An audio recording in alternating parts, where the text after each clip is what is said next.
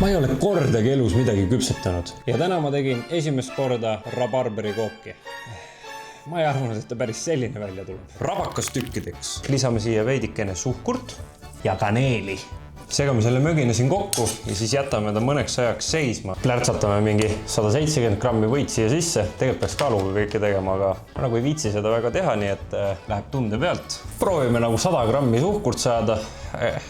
Äkki on mingi 300 grammi johu, 350 äkki. Ja siis näppudega niimoodi natuke sorgime teda. Ma olen jõudnud oma esimese äparduseni. Tuleb välja, et kui sa oled või juba lasknud toa soojaks, siis seda ei tasuks näppudega teha ja tuleks võtta rusikas appi. Suurem asi puru ta ei tulnud, aga mulle ei meeldi ka purukook.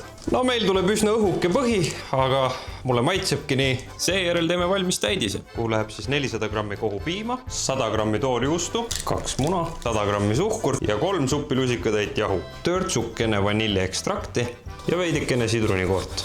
Mikserdame selle asja kokku. Nüüd võtame oma rabarberid ja paneme need ka siia. Paneme oma segu siia järjest peale. Ma unustasin midagi. Mul tuli meelde, et need ääred peaks tegema võiga kokku, et see kupatus siia liiga külge ei jääks. Okei. Võib-olla ma peaks ikka soolase peale jääma. Võib oleks kurkidega üle ladunud, pole midagi teha. Electroluxi ahjul on siin igasuguseid ägedaid funktsioone ja üks nendest on juhendatud küpsetamine. Valin siit muretaigna põhi ja lükkan kraadid 2 sotti. Vaata, kõik räägivad mingit erijuttu, kaua kook peab ahjus olema. Ja ega mina ka mingi spetsialist ei ole. Seega ma lasen ahjul ise otsustada. Praegu näitab, et 20 minutit. No, vaatame. No nii. Välimus sai meil kõvasti kannatada ikkagist. Ma tarkul mõtlesin, et nagu kaunistan ilusti rabakaga ära ja värke, aga ma ei arvanud, et see tõmbab selleriks, on ja polegi midagi nagu öelda.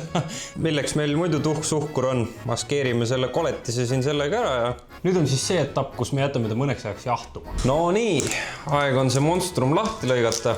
Kuule, täitsa okju. Ja sooja koogi kõrvale üks jäätise tükk.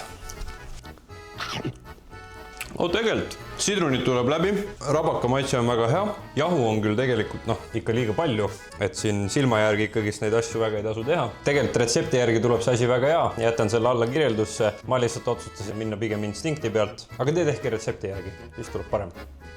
Bon voyage, Tšau!